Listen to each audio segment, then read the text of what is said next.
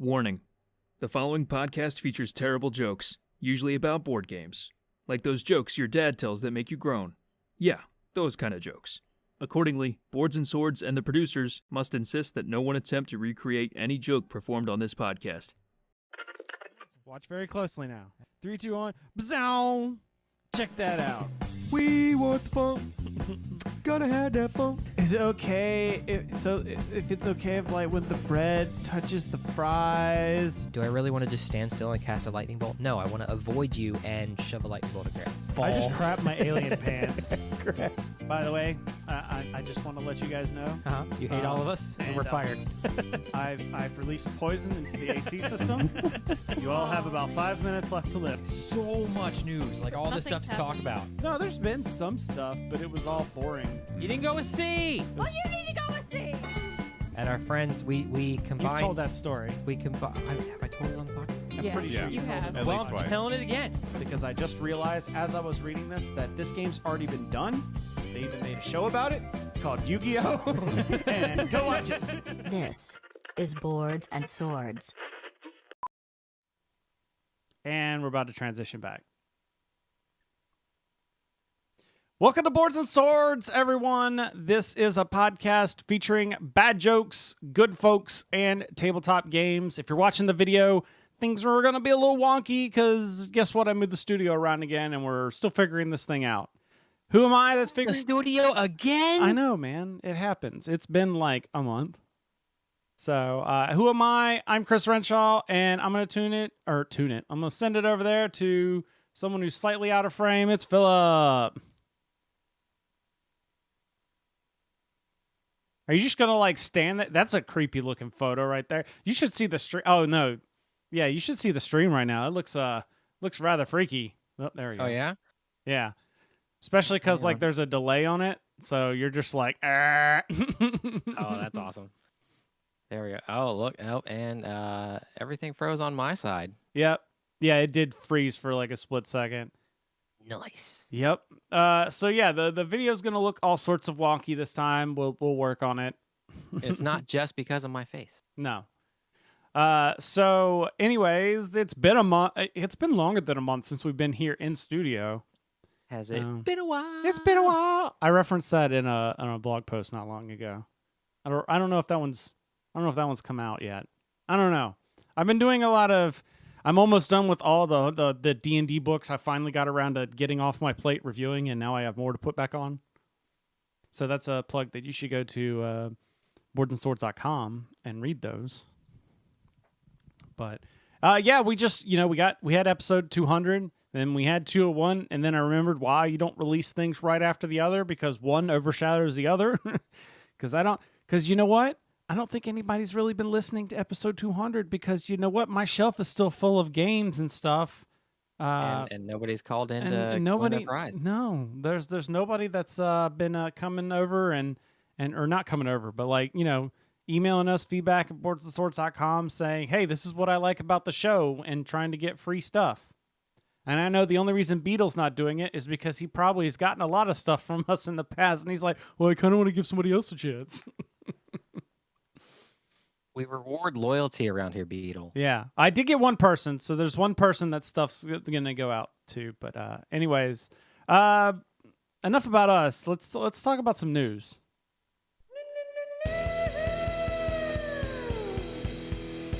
Is it nice to have the full soundboard back at you? It is kind of nice. Just to be able to hit the button on the keyboard and let it go. Yeah, exactly. Peter says, well, do you want me to write in? Yeah. And obviously, Hoser40K hasn't listened to episode 200 because I said that at least towards the very end. Maybe it's he cut off right as we were starting to talk because I said that people need to write in and tell me either they need to come up with their own pun to tell me about something, either a news story I've talked about, or just tell us feedback-wise, what do you like about the show? What do you don't like about the show? That sort of thing. What have we been doing right and wrong? Did you like the live episode? Aside from the fact it wasn't live on the internet, but we got the location part we got down pat. The getting it out to the internet was actually really fun. The doing it in person. That was. I did enjoy that much. Yeah. Definitely Yeah. makes me It's feel okay, Hoser 40K. I haven't listened to episode 200 either. Yeah, or the other 199. But definitely makes me feel like we could do a con show probably, and it would be mildly entertaining at least. Oh yeah. So maybe Gen Con 2023. Get some powerful hotspots, and we both have GoPros attached to our foreheads. Yes, there were people. I said about that. People doing that at Gen Con. But all right, let's get some more bad jokes out of the way. All right. So, Wizards announced One D&D as the code name for the next version of D&D, and I just want to know: does this mean that the next D&D after that will be Series X D&D and Series S D&D? Like, are they gonna go the Microsoft trend? So, yeah. I didn't really find a good article. I mean, I'm sure there probably was, but in my standard feed of things, there wasn't one. But so this was the kind of the best article I could find. Is that new Dungeons and Dragons core rulebooks are going to be out in 2024, which is about 10 years from when they. I want to say it was 2014 was when 5e came out. That's what my gut feeling is. So it's not like they're just like, oh, they're just trying to get more money. No, it's just it's been a while, and even then, it doesn't sound like they're going to change. 2-ish. I feel like this is like a 5.5 instead of like a version 6, 6th edition. This is like a 5.5. They're naming it 15 July 2014. So yeah, 10 years. It's almost like they planned that or something. So, but I really hope the one D&D is they say it's a code name. I hope it stays a code name. Just like they had D&D Next was the code name for 5th edition. For 5e, yeah. Code name Dungeons Next Door. Yeah. I like it. So they're going to update the rule books for 2024. They're going to make D&D Beyond a platform where players access their D&D collection, content and tools, and it'll offer an immersive player experience.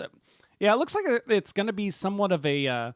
they're going to develop like a virtual tabletop type thing like Roll20 or some of these. But I'm just like, there's already so many of those. Like, did we need another one?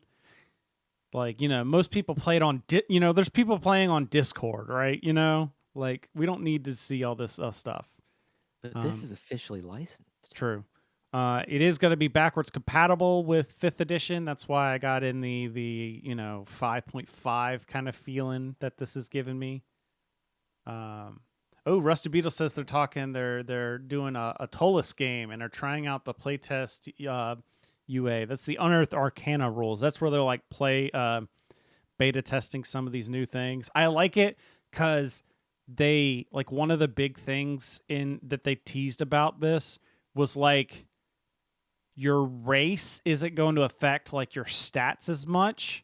It's going to be your background that does more of which makes more sense to me than like, like everybody gets on. It's been a big sticking point about race in games because it's kind of, it's a weird way to classify people, like, oh, all gnomes get +1 intelligence. No, you could be a really dumb gnome, like,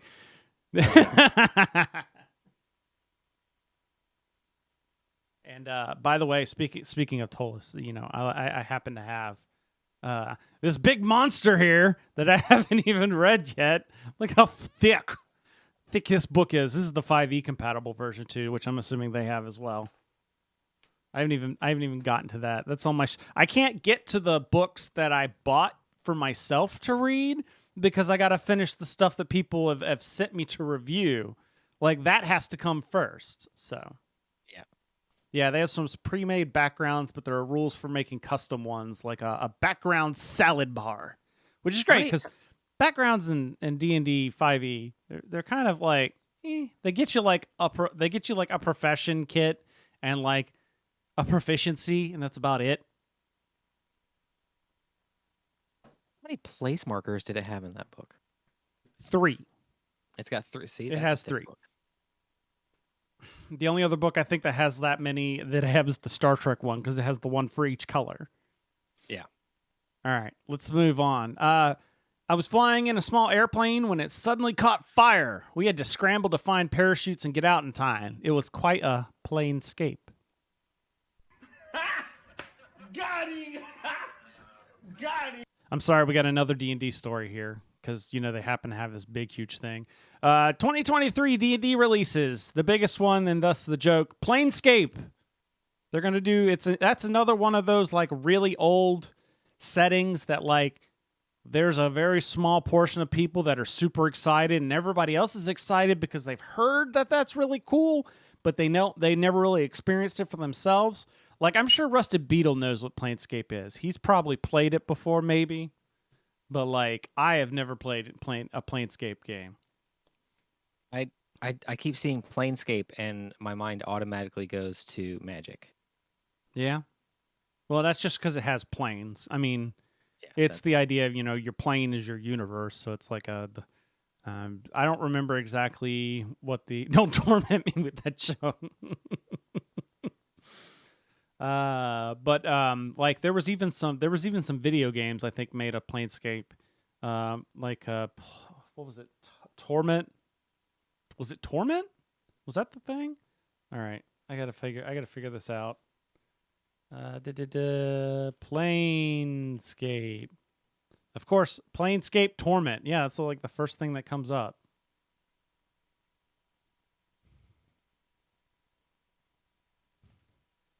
No. Give me a new tab. There we go. This is terrible audio. I'm sorry for that. Never played the setting? Are you serious? Wow. All right, so it was made in 1994. Okay, that's probably why. It was too new for his blood. But yes, there was a video game. It was Planescape Torment. Yep, that was the one. And then there was a spiritual successor that recently came out back in 2017 called Torment Tides of Numenera that used the Numenera game as kind of a base set. I have a feeling that Numenera has a big emphasis on or a big effect on Planescape, because it does seem like they're very linked. As its name suggests, the setting crosses and comprises the numerous planes of existence, encompassing an entire cosmology called the Great Wheel. This includes many of the other Dungeons and Dragons worlds, linking them via interdimensional magical portals. Okay, so maybe it's not as tied to something like Numenera. But anyways, yeah, so you got that. Oh, and by the way, Philip, another thing in here, there's going to be a Phandelver campaign. I can't say that right for some reason. Phandelver campaign coming in the summer, which expands the Lost Mines of Phandelver. Which that might, I don't know if that sounds familiar, but that is the adventure that comes in the D&D starter set. The one I got wiped out on? Yeah, the one you got wiped out of in the first die roll. He's not even joking. The first die roll. The first die roll. Oh yeah, Dragonlance apparently is coming out later this year. Mm-hmm. I did see that. And then Big B presents. I'm used to calling it's Bigsby's floating disc, or no, that's Tensors. But anyways, so it's weird not seeing the Bigsby's, but Bigsby presents Glory of the Giants. It's going to be a giant version of the whole Fizban's Treasury of Dragons.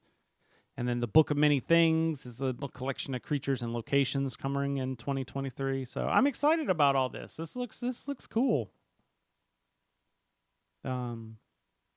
Says it adds cosmic horrors to the mix. Well, I mean, it kind of is supposed to. You're talking about the campaign book for the Phandelver. So all hail Cthulhu? Sure.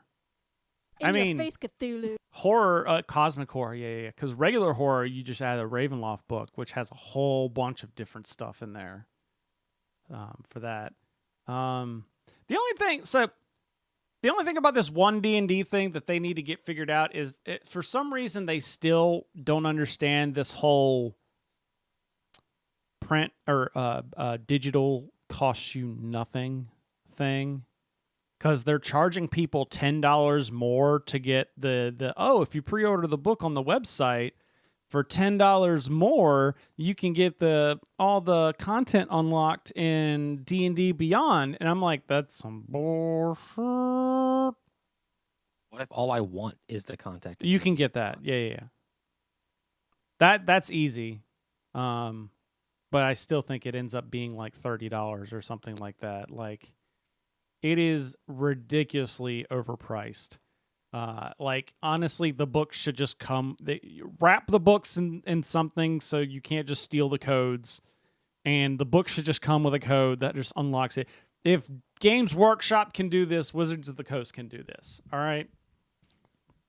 It's not that hard. And the only good thing I will say about D&D Beyond is it is nice to where if you only want like one thing, like we'll talk about later, that I just wanted to unlock the Warforged stuff, that I was able to just pay the $2 to unlock all of that stuff in there. So, moving on. I want to know, do scientists in 40K publish double-blind Imperium reviewed studies? Instead of peer-reviewed, you got Imperium reviewed. So Cubicle 7 is going to launch a new Warhammer 40K RPG. Now, you might be like, wait, wasn't there already a Warhammer 40K RPG? Yes, there was. In fact, it was, what was it called? Wrath and Glory. So they dictate later down in this article that that's going to be they're more action-based RPG. But this new one that's called Imperium Maledictum is going to be set up as their kind of like flavor and lore, kind of like, you're having your narrative experience type of RPG. The new game will be set in the Macarium sector, a zone of the Imperial man named for Lord Solar Macarius, and filled with subterfuge and hidden dangers. The players will take on the role of agents serving a powerful patron, such as an Inquisitor or the Ecclesiarchy, with the focus game being investigation and intrigue. Now, here's the part that I thought was interesting, is that it's going to be based on a D100-based game system that's evolved from Cubicle 7's fantasy roleplay, and the original Black Industries Dark Heresy game from 2008. Now, Philip, you have played the second edition of that game that Fantasy Flight ended up doing.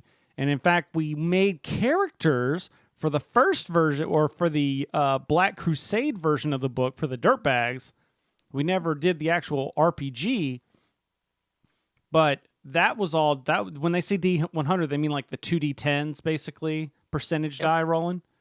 So I'm wondering if it's going to be closer to what those Fantasy Flight books are. And if so, then that means you could like pull in a lot of those resources and such. So that's really interesting. So let us know in the comments and stuff if you please sign me up for the in-action RPG. Just because it's a narrative game doesn't mean it's not action, or it doesn't have to have action in it. It's just this isn't going to be your let's go kill all the stuff, those people. You should make an all-halfling Space Marine party. Well, hey, they have that now. The squats, the Leagues of Votan. They're basically space dwarfs. All right. So Deep Rock Galactic. Yeah, they are. If you look at the models, they are Deep Rock Galactic. So the next two stories are all about acquisitions. How long does the website need to exist before we call the eBay Old Bay? That's a location joke, because if you're not from Maryland, you probably won't understand the importance of how ridiculously overrated Old Bay is around here. You shut your mouth. I found Old Bay cheese curls, and they are amazing. Everyone freaking loves it. There's also Old Bay caramel popcorn. Interesting. It's amazing. eBay acquired TCGPlayer.com. So it was funny because we just talked about this in episode 200 when we sat down with Rebecca from our game store, and she was talking about how the point of sale system they use got like bought up by TCGPlayer, and now eBay bought them, which it seems like eBay's really trying to make steps into the gaming space, because they had like a huge booth at Gen Con, and they actually had games. They had like an eBay game that you could get at their booth, but it was really, they only had limited copies and were kind of handing them out. I don't even think it cost you anything. You just had to give them your eBay username. Okay. It was a very like guerrilla marketing scheme almost, except for the fact that they had this giant ass booth. But yeah, so more gorilla versus gorilla. Yeah, exactly. Old Bay spilled over to Virginia. It wasn't nice. Yeah, then you got to get out there and sweep that stuff up and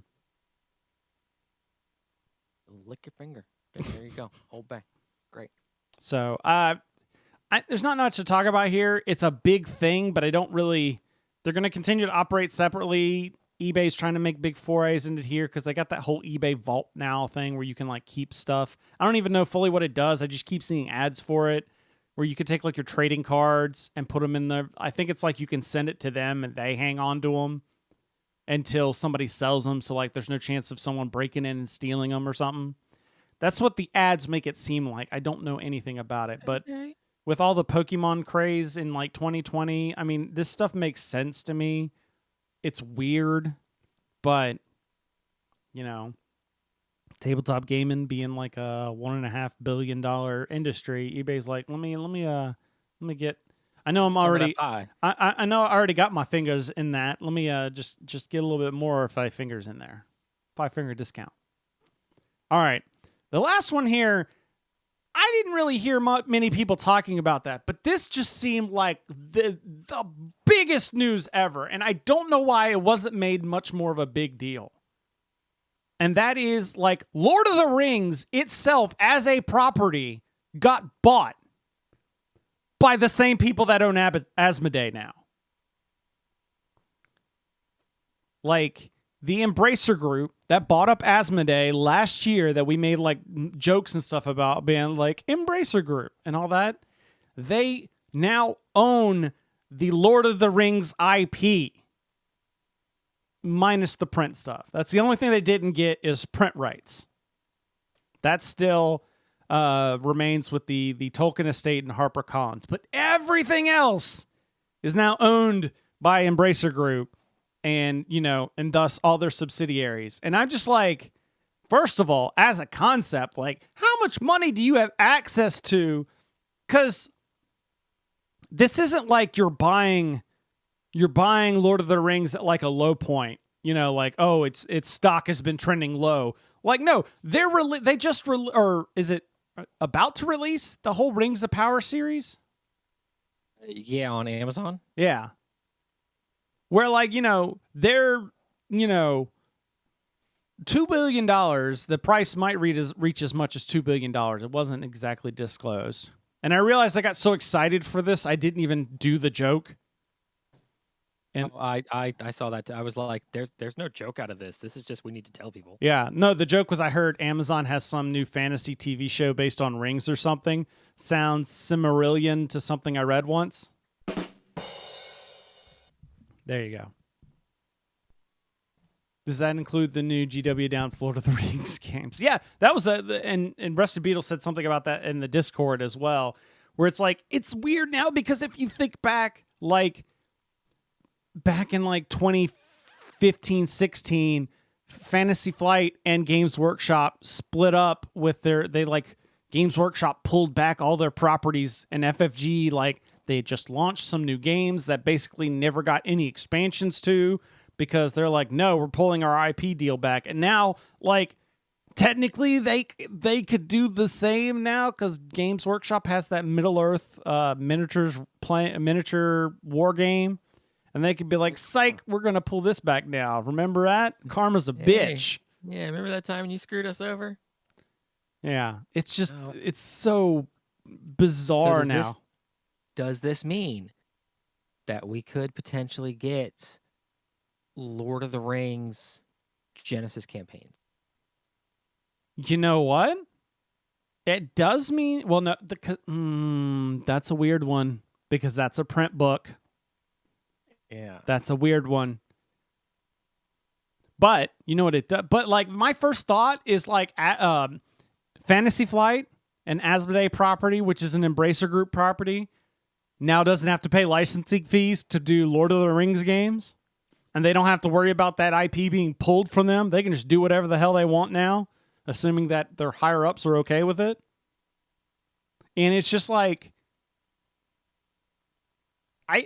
a part of me wants to like talk with one of these guys because it doesn't seem like these seem random, but there's like a plan here. Like you don't go buying like a big board game company and a big comic book company and then buy a huge ass IP like Lord of the Rings. Like there's some big master plan here, and I feel like we're seeing some of the pieces, and it would just be it would be wild to talk with one of their higher ups.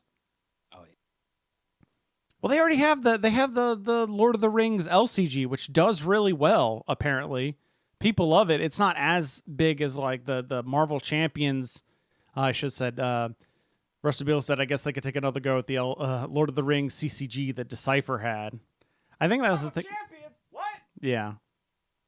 It's just hard to do CCGs. That's what people have learned. CCGs are just hard as hell to do. But yeah.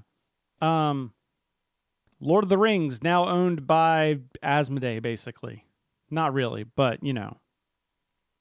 Yeah, it gives Bracer Group control of movies, video games, board games, merchandising, theme parks, and stage productions related to the core works and matching rights and other Middle-earth-related literary works authorized by the Tolkien Estate and HarperCollins. That's the actual legit things. I want like a Disney World style Middle Earth. You mean like the way they did Hogwarts at Universal? Yeah. Yeah. I want that. I want a giant theme park. Oh, it exists. It's out in New Zealand. Yeah, that's right. I need something domestic. Yeah.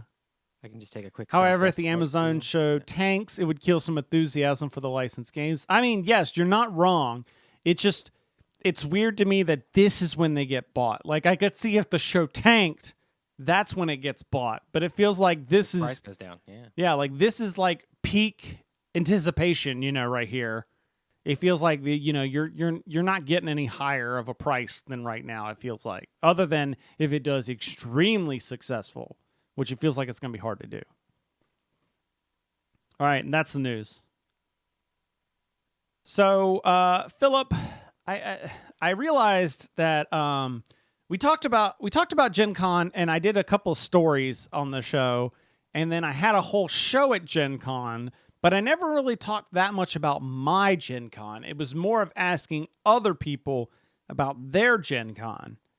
So today, Philip's actually not going to talk too much, and it's actually going to be me talking about my Gen Con experience. And then I just realized that I put all these... I forgot to clear out these photos in the remove from album. Okay. I have a photo album that I used to keep for images at the show, and I did not put them in. All right, here we go. So I've got right here, we got the nice little PowerPoint going up here.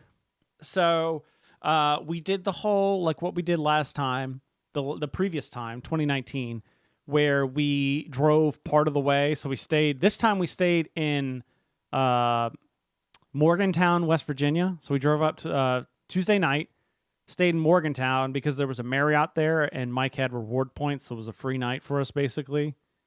Free breakfast in the morning, got up, finished the drive into Indianapolis, got in, did all the car and unpacking stuff, blah, blah, blah, blah. Get to the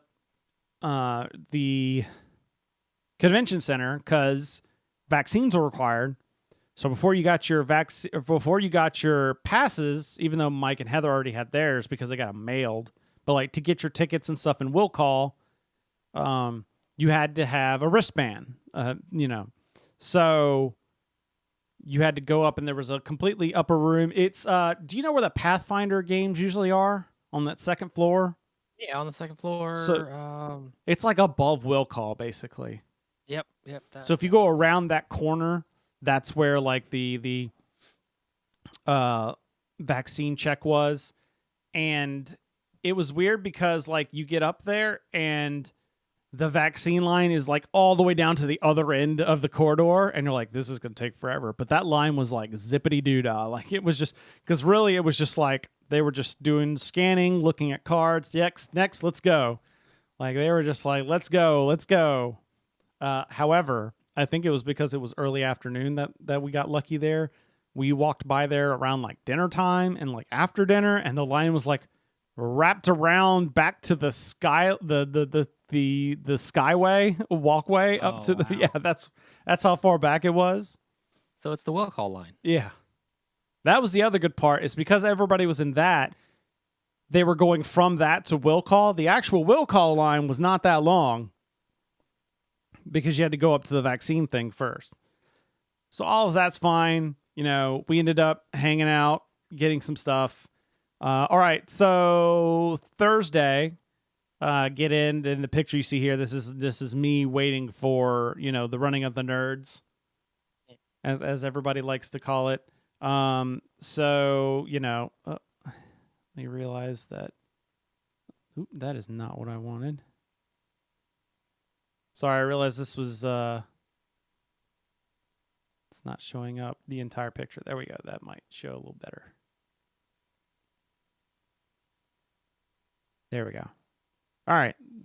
So then, no, that's not. Oh yeah. So like, I went around and just first thing I bought though was a bunch of meeples from Meeple Source for Wingspan, because it came out with some new birds.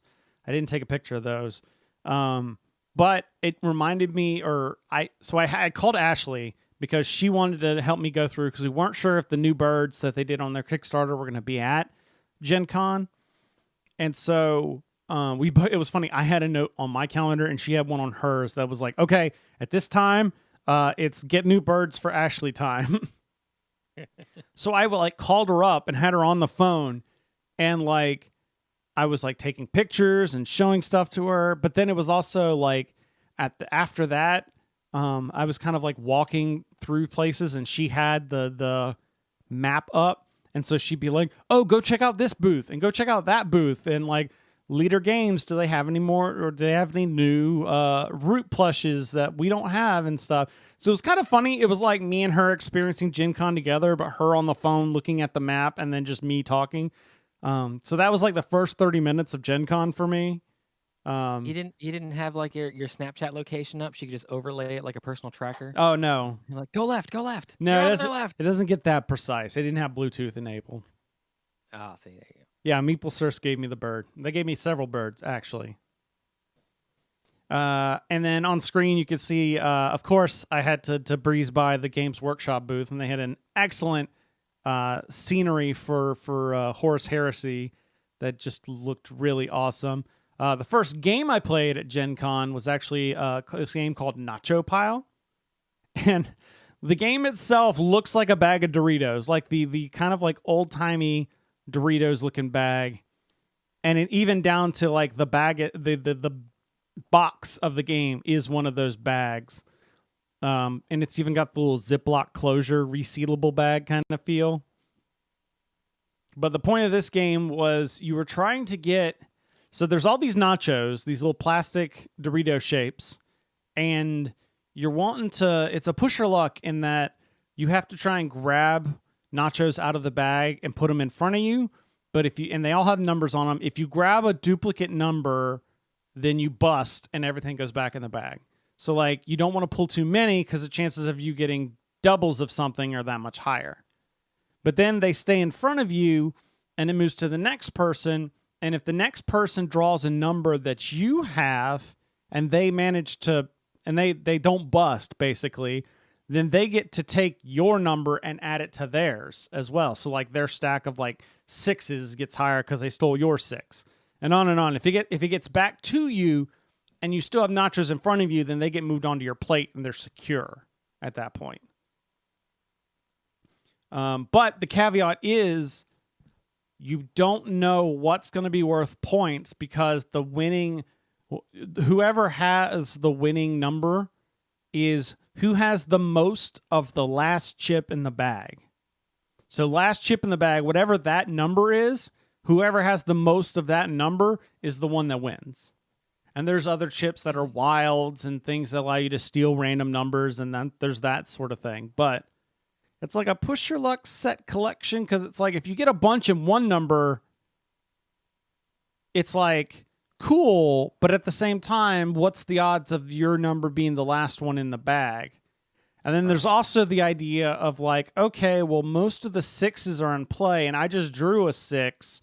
So the chances of me getting another 6 are pretty low, so I can push my luck and keep going. You know, kind of like card counting a little bit. Like, what's the chances of me pulling a duplicate? Or like, you know, I pull a 2 and there's no 2s on the table. The chances of me pulling another 2 are probably really high. I mean, it's a fun filler game. It's kind of neat. I would play it at a game day if somebody had it. I'm not going to buy it because, like like Rusty Beal says, this is why he hates Killer Bunny. It's just a lottery at the end. There's like no skill involved here. Like, you know, it's all just random who pulled what numbers out of the bag. The pushing your luck is the only bit of skill of knowing where do you do it. But then it's just kind of randomized who ended up with whatever's last there. And then secondly, it also, like, I get the thematic sense of it, but the fact that it's a bag kind of kills me, because it's like, how do you store that? Like, I get theme-wise, it makes perfect sense. It's a very cool gimmick, but like, how is that going to sit on my game shelf? Not very well. Yeah. I'll just put it in my pantry and see if somebody tries to accidentally bite a chip. All right. So then, of course, you know, I was at Games Workshop, so I had to take a photo of me with the giant Space Marine there. Outside there was a Catan food truck. Nice. So I would just walk by in the Skyway, and there was a truck that said Catan on it. Looked like a sheep, kind of. And I was like, what? How does that work? But apparently they were selling, like, they had like Catan merch there or something. I was just like, I really want Catan themed food. Like, you know, like cinnamon sticks instead of like wood or something. I don't know. Yeah. I'm not culinary creative. Our famous place to eat, Steak and Shake. They now have a pickup window outside and an ordering window outside. So it's funny, once it gets like, you know, we used to go in there at like 2 a.m. in the morning. Exactly. You can't go inside anymore at like 2 a.m. The outdoors is still open, so you can still get food at 2 a.m., but the actual dining area is closed. Also, super quick to get in and out of Steak and Shake now. Like, there is not a line backed up along the thing anymore, because they basically got rid of, they don't do the waiting anymore. It's you walk in, you go to a terminal, you put in your order, and then you go sit down and then wait for them to call your name. I did see pictures about that. It's kind of like it's more like a Five Guys than like, you know, your classic sit down and get waited on. Like, what would you like to eat? What would you like to eat? And then I'm gonna go get your drinks and stuff. So, oh yeah, there was I kind of wanted to do this. There's the retro video arcades. One thing I've seen every year and I've never done. But it's kind of hard to when you see it's like 1 hour is 6 tickets, so it's like 1 hour of free play is $12, and you're like, what else is that 1 hour or those 12 tickets gonna get me? Yeah. When it's like, it's only like 5 or tickets, it's like $8 to $10 to do like a huge amount of time at the board game library. There's a picture of what the inside of the Steak and Shake looked like. The first RPG we played, actually before this, I have to talk about, and it's probably up later here. These might be in reverse order, actually. It's probably the case. But the second game I played at Gen Con was I did the Twilight Inscription, the roll and write for Twilight Imperium, and that is something. That's gonna be a hard game to play, because you're gonna need to like teach a whole bunch of people so that you're not teaching this game every time you pull it out. Because it's going to be like a 45-minute teach. It definitely helped when we were there doing like this press thing that they had these like huge, like 4-foot wide copies of the 4 player boards that you have to kind of like show large, like this is how you do it. But like you have basically a board for like exploration, and then a board for warfare, and a board for like culture, and a board for like expanding your resources on your planets. And what you do on one impacts things and allows you to unlock stuff on the other. It's crazy town. And then the picture up here, I played in a Vampire the Masquerade game with Heather, our friend Heather. I played this guy named Silas, who was basically a junkie who got addicted to finding out secrets of things and was basically like a conspiracy theorist who had like visions of things that sometimes came to pass. How long did Twilight Inscription take? We didn't play a whole game. This was a press thing, and we played about an hour and a half, and then we're like, cool, we got kind of a feel for this, and then we kept going. There's a deck of event cards that like every round you flip one, and that tells you like you get these resources, and then you roll the die for other ones. When that deck runs out, it's game over. So it's not going to take like forever. Like a huge amount. Like it said 2 hours. I could see that, especially once you're not learning the game. I could see a 2-hour general playthrough of that. Also, Rusted Beetle said someone needs to make a vampire roll and bite. That's that. Bravo, good sir. That's I wish I could give you bits in Twitter or wherever people are listening, or Twitch. Because that's good. That's good stuff right there. So we played in this vampire game. I don't know. Yeah. I don't know. It was... There was nothing really wrong with the game. But like the players were fine. Everybody... We had fun. But it was one of those... The guy running it, he'd sound like he had run it multiple times, but at the same time, he would look up stuff as if this was like the first time he had played the game. Like the adventure we were running, when this was like the second or third time at the convention at least. But it was like someone who hadn't really practiced very well at it, because like we would ask like, you know, because like you kind of veer off topic a little bit. You're bound to, no matter what you do. And he just didn't have answers ready for some of those things. And then, like, he would get embarrassed by some things when people would, like, make dirty comments or stuff, because he had, like, a kid that was, like, 16 years old or something. Or not, he may have been younger than that.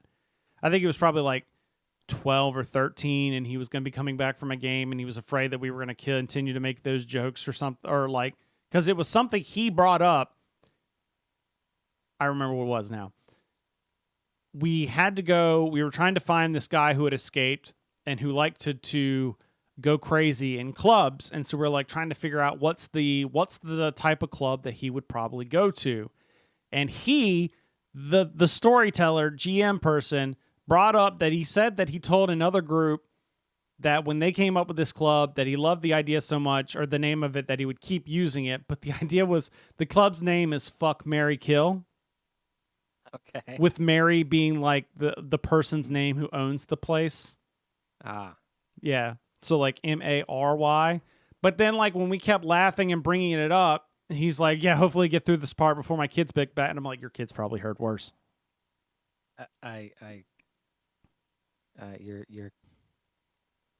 This is probably unfortunate for the state of affairs, but like your kid's a kid in the American public school system. Yeah. Probably heard worse. But what the really whatever. The biggest thing that bothered me is he had, well, first of all, he had a really good idea, and then there was a really bad implementation of it. The good idea is when he had people make, or when he had to make up precons, like pre-constructed characters, instead of him going through and making like 8 different characters, he had the people in his group basically each make a character, and then those were the pre-gens that he had. And with Vampire, you kind of start with an idea of a concept of your character and then kind of stat it out to do that sort of thing. And that's where kind of mine came from. But the execution part was where one person looked at his character sheet and saw that he was a racist. Like, he was basically like an old Southern, segregationalist person that like fought in the Civil War. And I'm like, who puts that on a character sheet that other people are going to play? Like, you could tell, like, he tried to like play it as PC as he could. Like, he was just talking about other things in general, but you could tell the guy was uncomfortable playing that character. And it was kind of like the only one left. Oh yeah. So it was just kind of like, he was trying to like detach from that concept and make it his own thing, but there was some awkwardness in there where you can tell he's just like, I don't want to play this guy the way that your friend made him. And at the same time, I'm like, if I said that I needed help making characters for a game, and one of my friends is like, I'm going to take this opportunity to make a racist in RPG, I'd be like, I don't know if we can be friends anymore. Like, that's kind of a weird thing.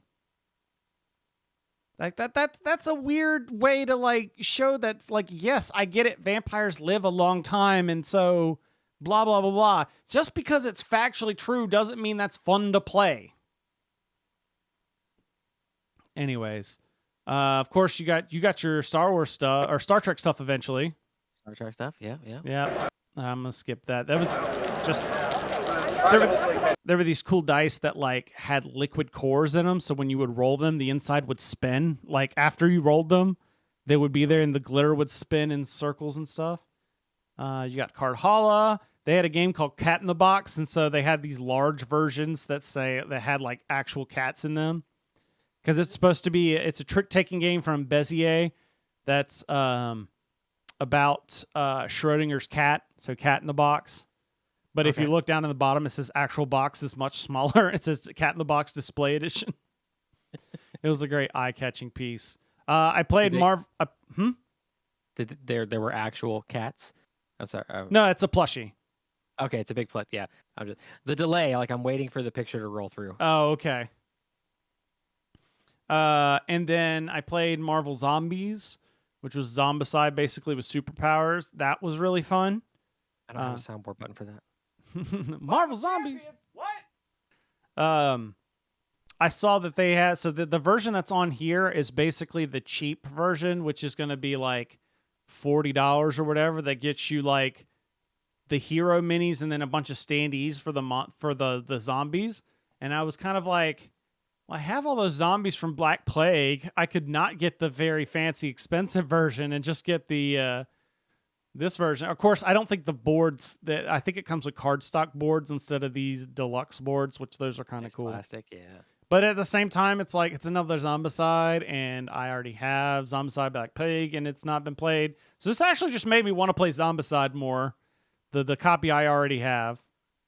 Let's see. Oh, there's the Twilight Imperium game, where you can see, you can draw, like, you're crossing off things in the industry to get resources. You're developing your planets up here. You're expanding your network out to try and get points in the exploration map, and then in the warfare, you're drawing kind of like lines and stuff to represent different types of ships. And then the battling system, that's a whole nother aspect there. We could talk a whole episode on just how that game played in general.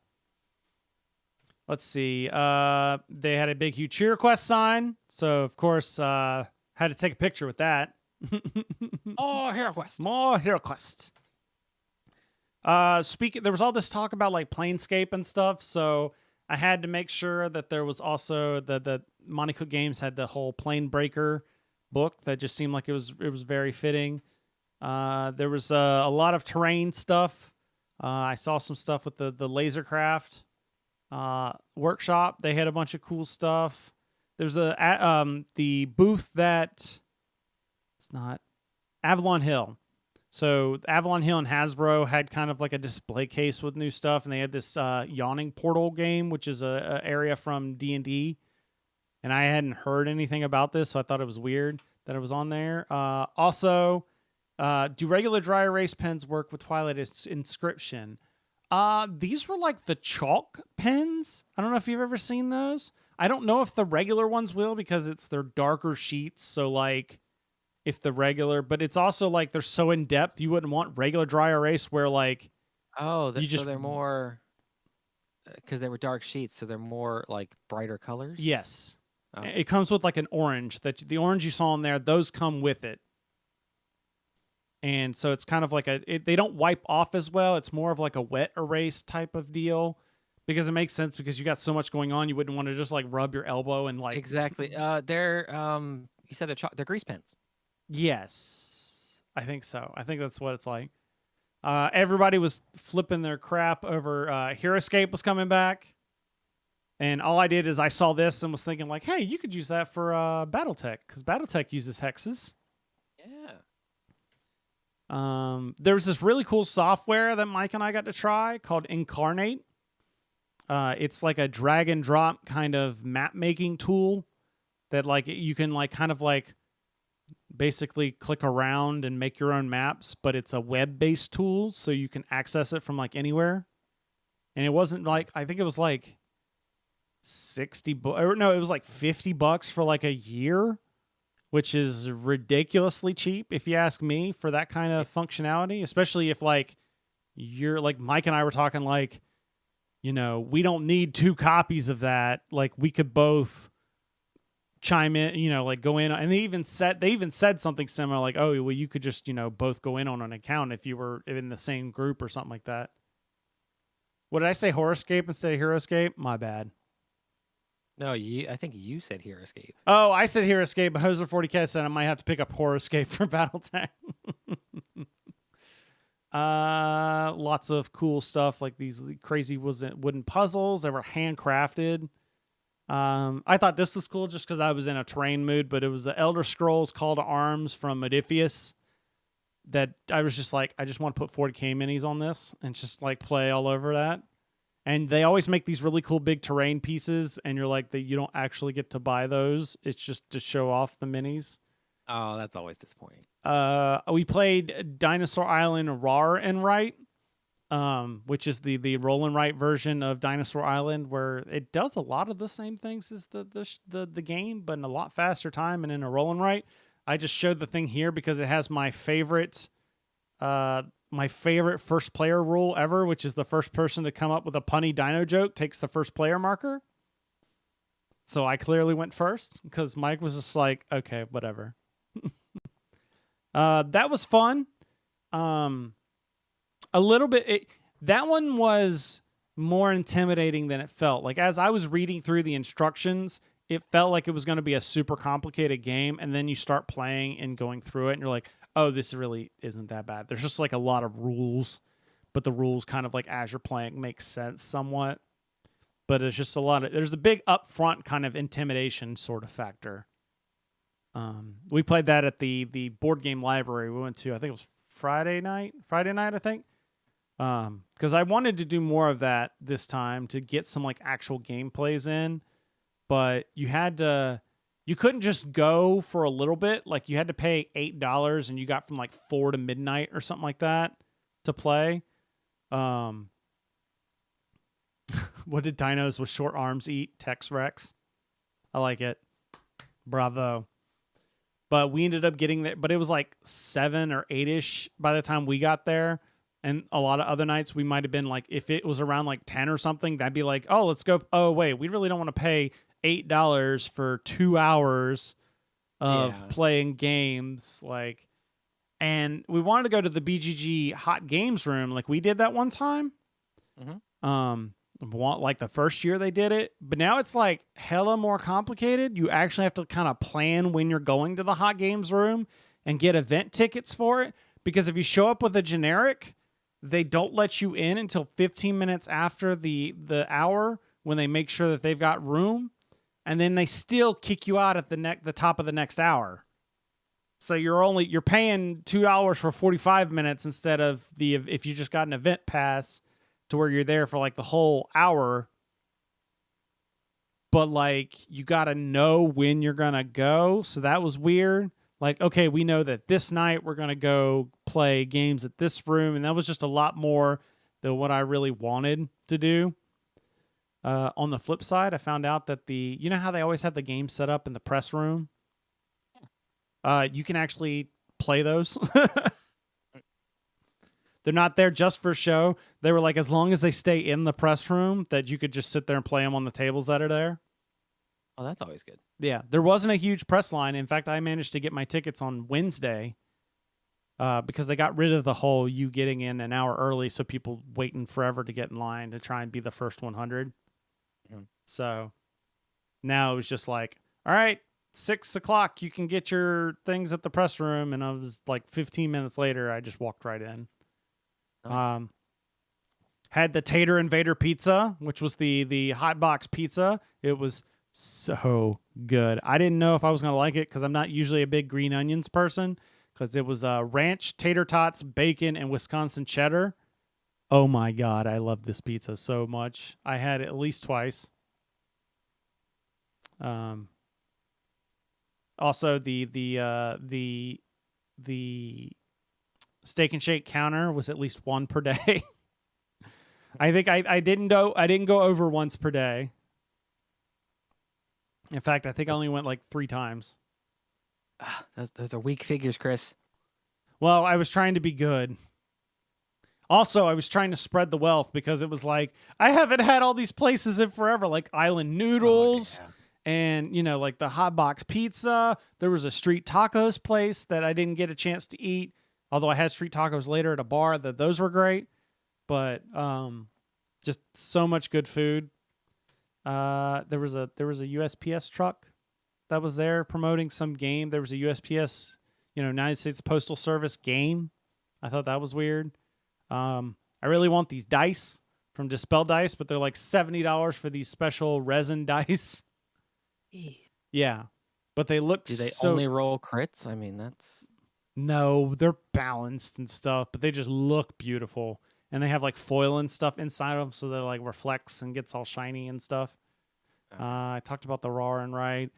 They have a Jurassic World edition of Rock'em Sock'em Robots, so it's 2 dinosaurs, T-Rexes going back and forth.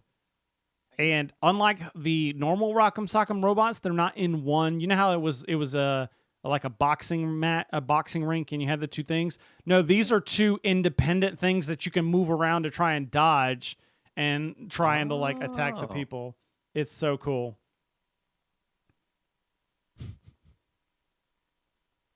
The Mrs. has 2 sets of those. Didn't pay anything like that though.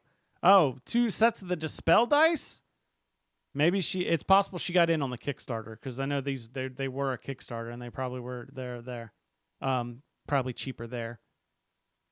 Yeah, and Hoser 40K, I'd like to go to Gen Con more so for the food than for the game. I kind of want to go to Essen for the same. Yeah.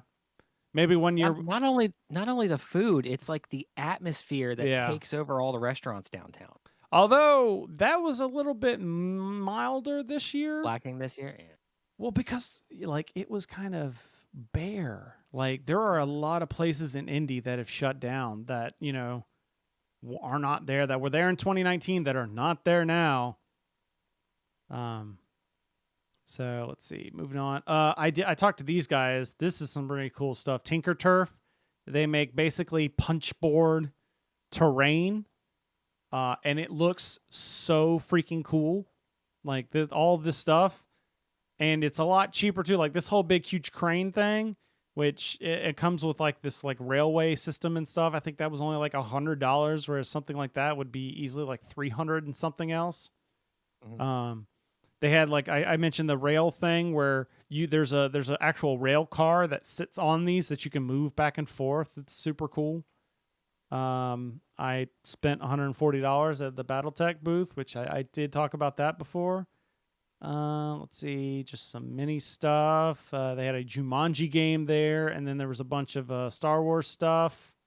Oh, I played the other thing Mike and I played at the library. So we played the Star Wars Unlock games, the escape room games that were themed Star Wars. Those were really cool. We played 2 out of the 3, so I wouldn't buy this because there's only one I haven't played now. But they were really cool because they used the app a little bit more than some of the other other unlocks did. Like, there was one time where like you had to call for help in the card game, and it was saying something, and I was like, what? And so I just held my phone up with the app, and I said, help, and suddenly it was like, congrats, you've unlocked this, flip over this card, and I was like, okay. And there was one where like you were looking through the goggles, the scanner type thing, so you held it up like an AR thing, and we're trying to like find the probe droids for like in the Hoth one. Okay. So I thought that was really cool.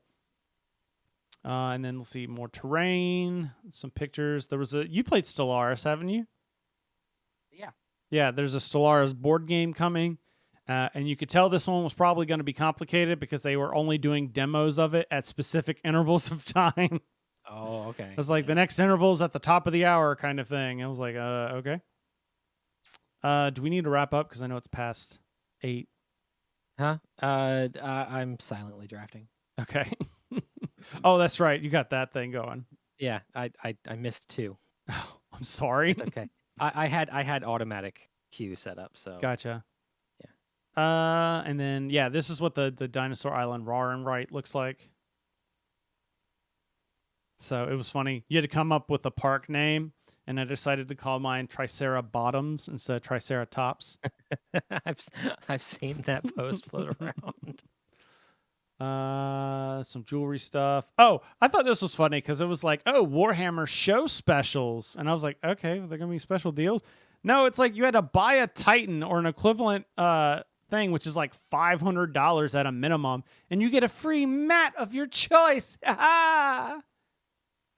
And spend $500 to get a free Joy toy set, which is like some action figure stuff. It was all like, spend ungodly amounts of money and you get this tiny souvenir. Or something that cost us 30 cents to make, actually. Yeah.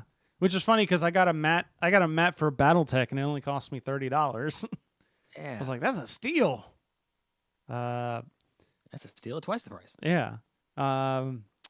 Renegade had a lot of Hunter the Reckoning stuff going on. I'm in the middle of reading that book right now. That's the companion to Vampire. It's the next book in the World of Darkness. Taburo had some stuff there. Ooh, what just got posted in the... Ooh. Yeah. So in our Discord, Beetle just posted the pictures. He's got very similar looking dice to the Dispel ones that I posted up. From the Kickstarter that they backed. Let's see, what else? Is that the last? No, it's not the last. They had giant versions of the BattleTech mechs. Nice. Which they made it seem like... So Mike thought that this was maybe for like... That he heard something about a giant version of BattleTech. Like think like your like in 40K, they got the Adeptus at Titanicus where you're playing with the larger scale. But based on what they were saying here, I think these are more for the RPG, where there's this new they have the regular BattleTech RPG that's like a Time of War or whatever, but they have this new like BattleTech or MechWarrior Destiny, which is a more narrative-driven RPG, a little bit newer mechanics to it, and this is supposed to be, I think, the scale for that. So like you imagine. These minis down here, this is about the size of what your character would be.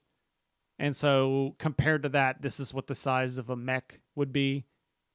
Okay. All I know is that I just want that Mad Cat, that size Mad Cat just to have up here on the background. Like I moved the Knight. You can't see it, I don't think, on the picture, but it's sitting here in the background now. But I would just love to have that just sitting like right up here next to me.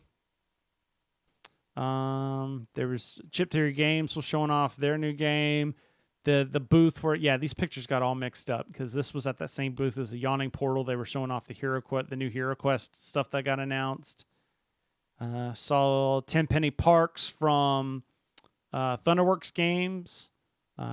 Just kind of breezed by there. There was this cool looking site kind of based game called was it Stifling Dark or something like that?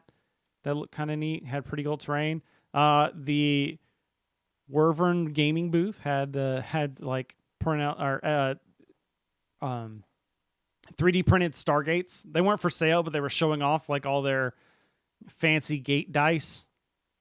And they had like the rings and the Stargate. And I'm just like, I need to talk to Chris and print some out myself. I almost bought their dice, but they were metal, and I was trying to get away from metal dice because I really have a good set of metal dice. A really good set that I can taste when I've been rolling them for a while because I have a metal allergy. So like I'll start to taste metal in my mouth.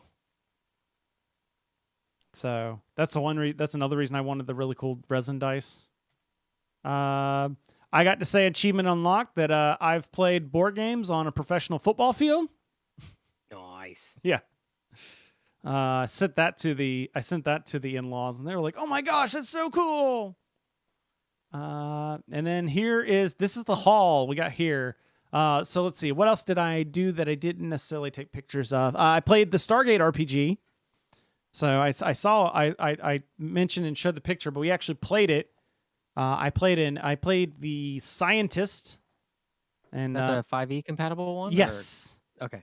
We played in like a side mission. So there's like the ongoing campaign, which I want to find. Like they have they have their like living campaign that they have series and stuff of.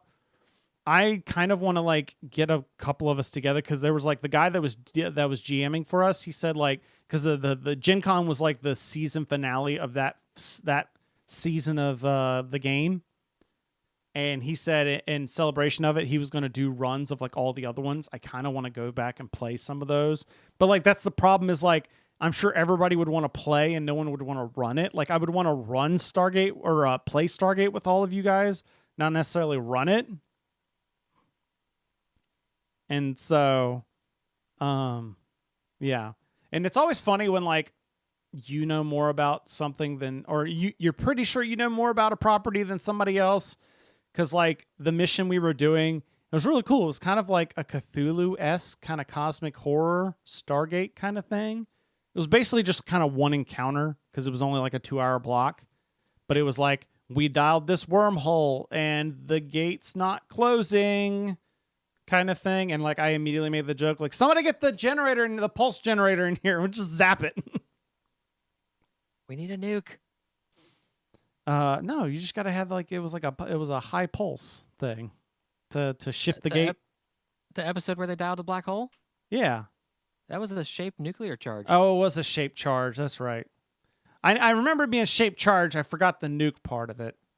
Oh yeah, that was because I was flipping through TikTok and some of the creators that do longer form videos. Yeah. They did the opening sequence of where SG-1 and Atlantis crossed over because they needed to block the Supergate. Oh yeah. Or a Supergate, and they're like, yeah, we're just going to put a nuke above a Stargate next to a black hole in the Pegasus galaxy and dial the Stargate that's going to be right next to the Supergate and jump the wormholes. Yeah. And that was at the same time that they like Daniel went to Atlantis to like do research on the song Grawl. Uh-huh. Yeah. So it was also funny because like we get to we like go to the planet and I'm like, because I'm the scientist person, I'm like, oh, I'm gonna try and disconnect the DHD so that see if that maybe like resets the gate because that's what gives the gate its power and maybe that'll shut it off.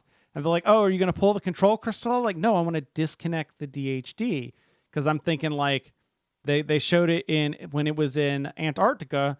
They show her like disconnecting the gate and then reconnecting it back together without touching the crystal. And they kept thinking I was talking about the control crystal. I'm like, that's not what I'm talking about. No, the control crystal is how the DHD explodes when yeah, exactly. happens. And that's why I was making sure that episode too. I was making sure not to say that episode, the control crystal, for that same reason. Like the gate is on. I don't want to remove the control crystal. I just want to disconnect the power source. So yeah, that was fun. I love this show. We know what we're talking about.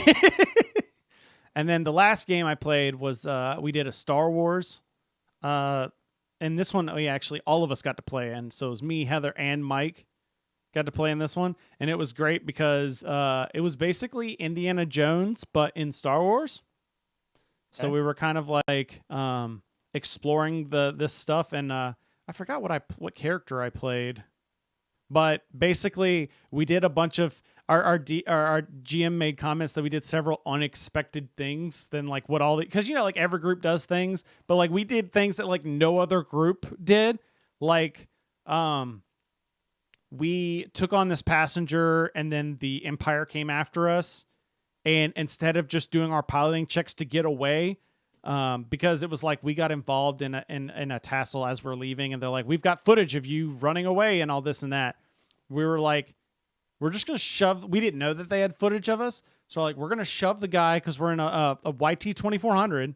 Like, we're going to shove him into our smuggling compartments. And we're like, yeah, you can come board us. Yeah, come check us out. It's cool. And then when they showed us the footage, I flipped to Destiny Point, and I was like one of the tech people.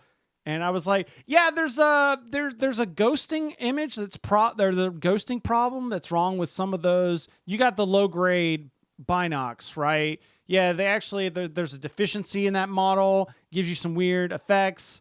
It's really hard to see, so that it might look like we were shooting, but we were actually just running away from that fight because there was some stuff going on. And yeah, so and I passed the check I needed to get through that. So like they came, inspected us, and then took off. And it was funny because we got them to heal us too, because we're like, yeah, some of your guys hit us in that fight. We were just trying to escape. There were some rebels there that they need taken care of, God praise the Emperor and all that stuff. And then when we get to the actual, ruins or whatever, and we're going through all these, there's these different puzzles and all these different things. And like, I managed to hack in and get a map, and there's like 3 different paths to take. And one of the ones went to a hangar bay, and we're like, we're going to go to a friggin' hangar bay. And there was all these like old ships in the hangar bay. And I'm like, do any of these things work? And they're like, well, some of these are these are all like, deteriorated too far and stuff. But that Starfreighter over there, that one's in mostly good condition. It's been pretty preserved pretty well. And like me and the droid, I think Heather played the droid, and like we spent the rest of the game basically doing rolls to get the ship working, like gassing it up and opening the doors and everything, which helped because when in classic Indiana Jones style, they picked up the thing that caused the cave to go crazy and whatnot.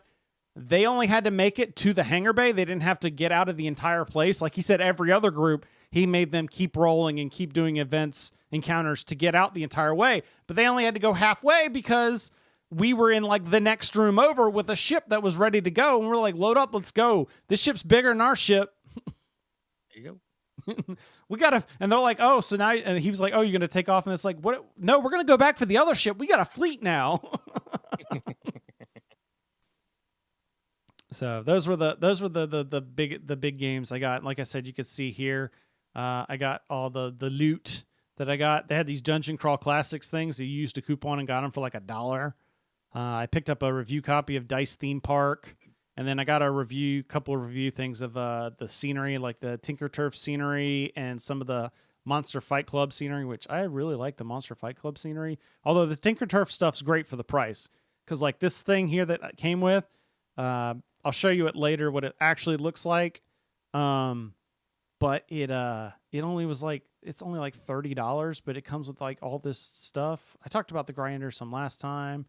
They had Outer Rim there, Zombicide. Yep, there's a picture of me passed out. I met Matthew Lillard, Shaggy himself. Oh, that, yeah. Yeah, because Chloe wanted me to get him to sign something, and so I got to get a picture with him. More BattleTech. Oh, there's the giant eBay booth. They even had like a second floor up here where they were doing like meetings and videos and stuff. I don't know what was going on up there. It was some secret stuff. Just kind of skipping through. Oh, they had the next Kickstarter for the BattleTech stuff that I'll probably end up taking a look at this time around. Oh, I forgot all about this. We ended up playing this, what was it called? Psychic Pizza. I forgot the full name of it. It was the Psychic Pizza game. This was really weird. This was from BoardGameTables.com, And the way it works is you had to have somebody run the game as a GM, basically, which I'm always kind of about. But the guy that was running it for us was having like a great time running it. But the way the game works is you have to deliver pizzas, but you don't know A, where the pizzas are, B, where the houses are, or C, which pizzas go to which houses. So the whole game takes place as it's a right game where everybody's got these dry erase boards, and you start off and you tell the GM basically like, I'm going to go north a block, or I'm going to go right a block, or, east, west, etc., etc. And he'll be like, okay, you move successfully. Or he'll be like, you try and go, but you meet a ghost and the ghost blocks your path. And basically you have to spend a turn getting rid of the ghost. But spending a turn means that then you have to spend the next turn to move into that space. And other people are now there's more time for other people to fill out their map. And you're all on the same map. You're just at different portions of the map. And there's also portals that take you to weird portions of the map. So like, you just got to kind of like, okay, there we go. Psychic pizza deliverers go to Ghost Town. That's what the game was called. Okay. But so you have to kind of walk around until you eventually stumble on pizza, and then you have to eventually find the houses and hope that when you get the pizza to the house, you've gotten it to the correct house. It sounds really dumb, and it is dumb, but it was a lot of fun to play. I don't know how fun it would be to run the game. But like I said, our guy was making a big gag out of it where he'd be like, you'd be like, I go to the north. And he'd be like, meow, oh, you step on a cat. And like, there's all these weird things like that to kind of let everybody else know. Like, because, now, if you step on a cat, then that's probably the cat that was in their spot. And now you can look at their board to be like, oh, well, there was a house over that direction. So now I can use their board to kind of try and figure it out. Fill in like all your map spaces. Yeah, exactly. Because then it's like you go to a teleport and then I'd appear to a map, and then it's like you start seeing some of the same stuff that somebody else has on their map. I'm like, oh, I'm on your segment of the board now. Okay. Let's see what else here. Oh, this is the Monster Fight Club. This is another one of those. They have like the crazy terrain setup, and you're just like, oh, I want to play minis on that, but they're like, oh, we don't sell this. We only sell these pieces. I'm like, why do you not? Can I just pick up this board and leave? I just want to pick up this board and leave. How much is it? $1,000? Done. Whatever. But yeah, this is some of the terrain I got was like these trees, which the trees they have are all like one piece that just stand on the trunks. So you could have the trunks without the leaves to give you like a fall or winter theme, or you can put the treetops on them, and it's hard plastics, like you could drop it and nothing happened. Oh, nice. They have the new Kill Team version I took a picture of. That looks like Space Hulk, or it's in Space Hulk kind of thing. Yeah, here's the terrain stuff that I got, and you can see down the bottom. This is what the inside of one of those tree shells look like. And like all of this, so like this is kind of expensive, but it's also really exquisite looking. Like both of these boxes were like $45 each, which sounds like a lot, but when you compare to like what you get out of the box and it's already pre-painted, like that, that could be $90 alone if this was, Games Workshop terrain, and you'd still have to assemble it and paint it. So for that price, if you're just needing some quick terrain, like immediately, that's some pretty legit stuff. And then that like $20-$30 box that I got from Tinker Turf, that made all of these things. So a whole bunch of different crates, and then these are those rail cars that go on that rail line that I said earlier, so that you could push them around. But just a lot of like I would definitely use a lot of these crates and things for Necromunda. This is some great looking kind of sci-fi-ish terrain for that. And it was really simple to put together. I thought it was going to be really flimsy, considering it was just punch board basically. And I was worried like it was gonna break really easy if I just throw it in like my tub of terrain.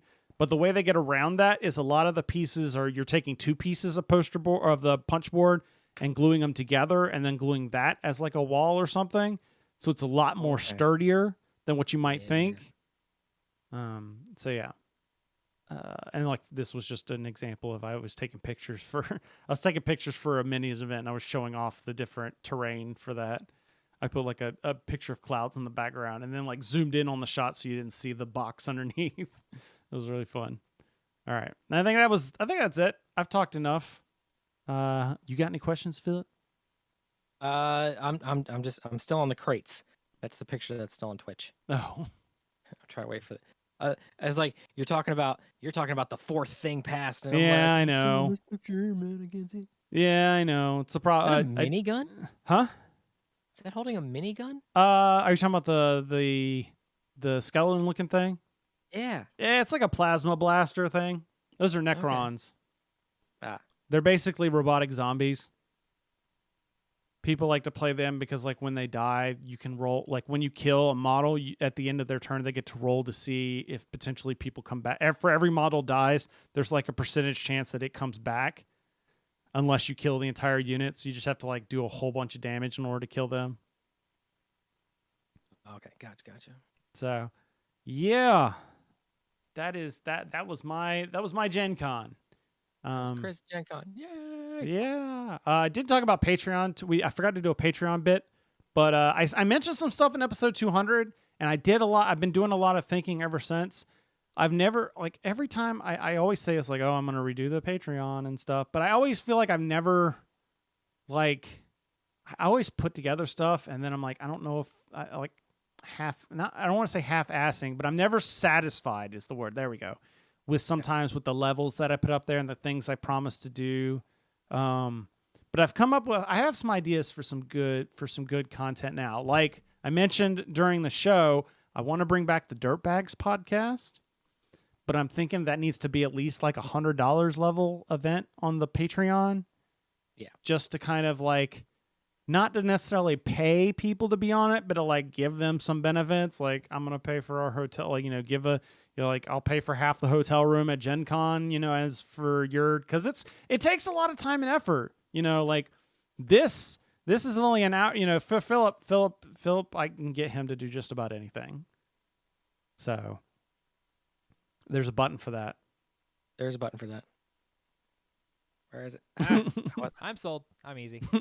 But getting everybody else together to do an actual play show that's multiple hours, and then it takes me hours on top of that to edit it and put it out. It's a lot of time and effort, and I just want to make sure that that's what people want before I invest a bunch of time and resources into that.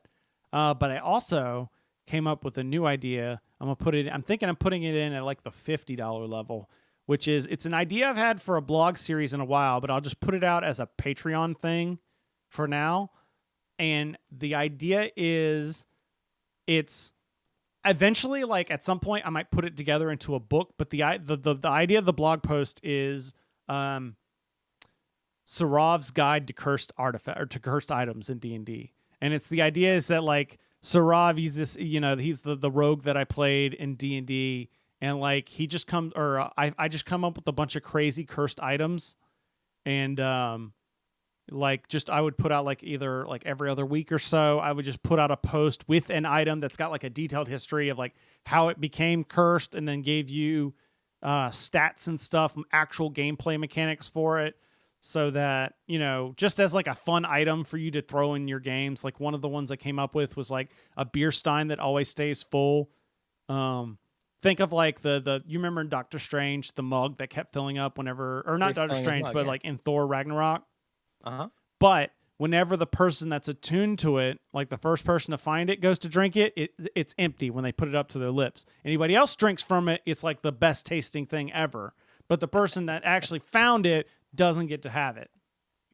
Oh, that's evil. Yeah. So I'm thinking that might be like a $50 level. The Diadem of Dis. Oh man, that's another thing. Maybe I have patrons help with that.